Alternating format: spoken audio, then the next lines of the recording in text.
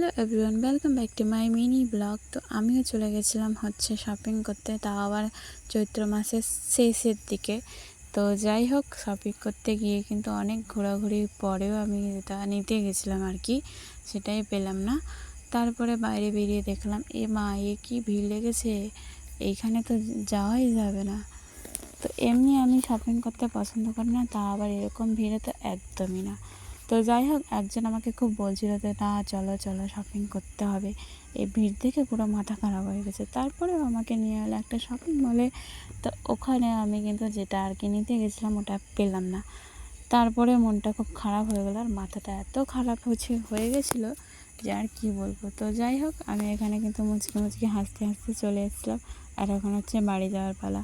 তো যাই হোক, টুকিটাকি একটু শপিং করেছি আর কি। তো বাড়ি গিয়ে তোমাদেরকে দেখাচ্ছি। এই দেখো, বাড়ি পৌঁছে গেছি। তারপরে এই যে নাইটি, এটা আনতে একদমই যায়নি, কিন্তু এটা নিয়ে আসতে হয়েছে যেহেতু একটু পছন্দ হয়েছে। কোনো ভালো নাইটি ছিল না, এটাই একমাত্র ভালো লাগছিলো আর কি।